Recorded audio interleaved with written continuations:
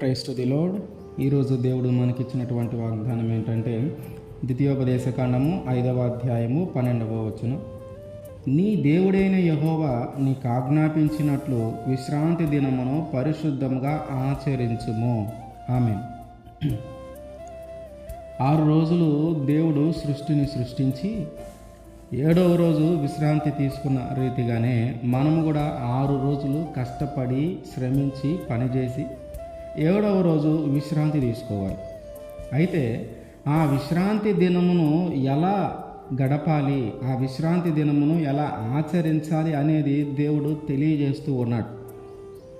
విశ్రాంతి తీసుకొనటం అంటే మన వృత్తి సంబంధమైన పనులను వదిలివేసి, మన వ్యాపార సంబంధమైన పనులను వదిలివేసి, మన జీవన సంబంధమైన పనులను వదిలివేసి కేవలము ఇంటిలో విశ్రాంతి తీసుకోవటం మాత్రమే కాదు.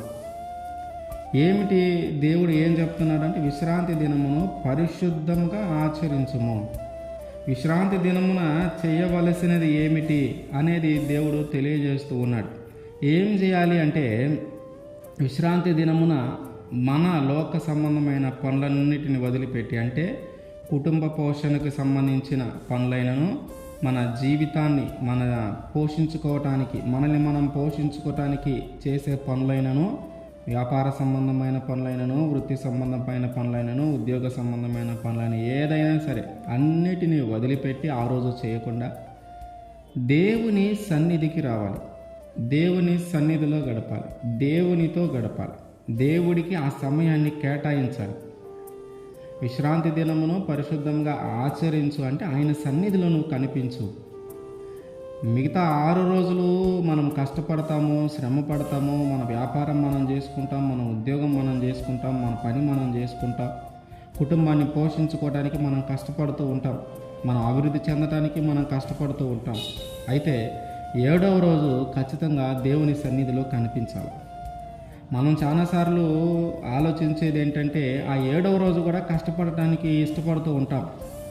ఆ 7వ రోజు కూడా పోతే ఇంకా కొంచెం డబ్బులు వస్తాయి కదా, ఆ విశ్రాంతి దినమున రోజు కూడా కష్టపడితే ఇంకా డబ్బులు వస్తాయి కదా, విశ్రాంతి దినమున రోజు కూడా పని చేస్తే ఇంకా డబ్బులు వస్తాయి కదా, విశ్రాంతి దినమున కూడా వ్యాపారం చేస్తే ఇంకా ధనం వస్తుంది కదా అని ఆశపడి మనం ఏం చేస్తూ ఉన్నామంటే ఆ సంపాదన కోసమే, ఆ కుటుంబ పోషణ కోసమే మనం పరుగెడుతూ ఉన్నాం.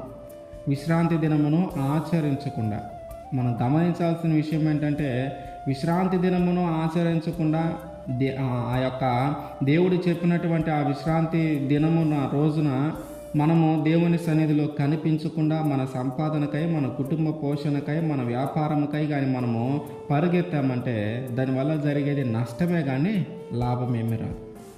ఏమి సంపాదించుకుందామా అని వెళ్ళేమది కోల్పోయే పరిస్థితే కానీ దానిని నిలబెట్టుకునే పరిస్థితి కాదు. ఇవాళ పోతే ఇంకా కొంచెం ధనము సమకూర్చుకోవచ్చని వెళతామే కానీ ఆ ధనము సమకూర్చుకోవటం అట్లా ఉంచి ఆ మిగతా 6 రోజులు కష్టపడిన ధనము కూడా పోగొట్టుకునే పరిస్థితులు మనం చూస్తూ ఉంటాం. కనుక అసలు ఆయన చెప్తుంది ఏంటంటే నువ్వు ఖచ్చితంగా వాటిని ఆచరించు, నువ్వు ఖచ్చితంగా దాన్ని పాటించు అని. మోషే గారిని ఇక నువ్వు కానాను దేశానికి వెళ్ళవు, నువ్వు అక్కడికి వెళ్ళలేవు అని చెప్పినప్పుడు మోషే గారు ప్రజలందరినీ పిలిపించి మొదటి నుంచి ఏం జరిగిందో అందరికీ చెప్పుకుంటూ వచ్చి ఆ తర్వాత మీరు ఎట్లా బ్రతకాలి, అక్కడికి వెళ్ళి ఏం చేయాలి, ఎలా బ్రతకాలి అనేది తెలియజేస్తూ మీరు విగ్రహాలను చేసుకోవద్దు, మీరు వాటిని పూజించవద్దు, ఇట్లా కొన్ని రూల్స్ చెప్తూ ఇంకొక మాట వాటిలోనే ఒక అంశాన్ని చెప్పాడు. అదేంటంటే మీరు మీ దేవుడైన యెహోవా మీకు ఆజ్ఞాపించినట్లు విశ్రాంతి దినమును పరిశుద్ధంగా ఆచరించండి. మీరు 6 దినాలు కష్టపడండి, కానీ 7వ దినం దేవుని సన్నిధిలో కనిపించండి. ఎవరు కనిపించాలి అంటే అందరూ కనిపించాలి. భార్యలు మాత్రమే కనిపించడం కాదు, భర్తలు మాత్రమే కనిపించడం కాదు, తల్లిదండ్రులు మాత్రమే కనిపించడం కాదు, అందరూ, పిల్లలు, తల్లిదండ్రులు, అందరూ, మనుషులందరూ, కుటుంబంలో ఎవరో ఒక్కళ్ళు వచ్చి ఆ విశ్రాంతి దినంలో మందిరంలో దేవుని సన్నిధిలో ఉండటం కాదు, కానీ కుటుంబం మొత్తం వచ్చి దేవుని సన్నిధిలో ఉండాలా, కుటుంబం మొత్తం వచ్చి దేవుని పాదాల చెంత ఉండాలా, కుటుంబం అంతా వచ్చి ఆ మందిరంలో ఉండాలి. ఆ రోజున విశ్రాంతి దినము, ఆ విశ్రాంతి దినమును ఎవరైతే పరిశుద్ధంగా ఆచరిస్తారో వారి ఎడల దేవుని యొక్క కనికరం ఉంటుంది.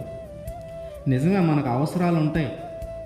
ఖచ్చితంగా ఆ రోజు కూడా కష్టపడితే కొంచెం ధనం వస్తుంది, కొంచెం సంపాదించుకోవచ్చు అనే ఒక ఆశ మనకు కలుగుతుంది.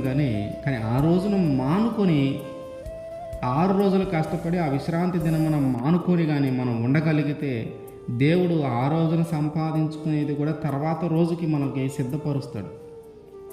ఆ రోజు ఏదైతే సంపాదించుకోవాలని ఆశపడి కూడా మనం వెళ్ళకుండా ఆగిపోయామో దానిని 2 అంతులు చేసి తర్వాత రోజున దేవుడు మనకు అనుగ్రహిస్తాడు.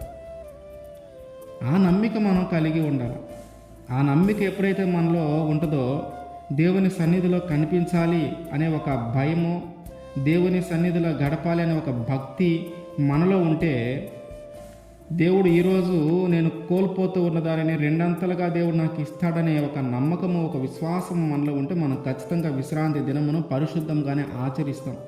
ఆ రోజు మనకు ఎట్లాంటి ప్రయాణాలు ఉండవు, ఆ రోజు మనకి ఎట్లాంటి పనులు ఉండవు, ఆ రోజు మనకి ఎట్లాంటి వ్యాపారాలు ఉండవు, ఎట్లాంటి వృత్తి సంబంధమైనవి ఉండవు. కుటుంబాన్ని పోషించుకునే పరిస్థితిని, కుటుంబాన్ని పోషించుకోవడం చేసే పనిని ఆ రోజు మనం చేయం. దేవుడు కోరుకుంటుంది కూడా అదే. మీరు విశ్రాంతి దినాన్ని చక్కగా ఆచరించండి, దాన్ని పరిశుద్ధంగా పాటించండి. అప్పుడు ఆయన దీవెనలు మన మీద ఉంటాయి కనుక మనము మన దేవుడు మనకు ఆజ్ఞాపించినట్లు ఆ విశ్రాంతి దినమును మనందరము పరిశుద్ధముగా ఆచరించుదుముగాక. ఆమేన్.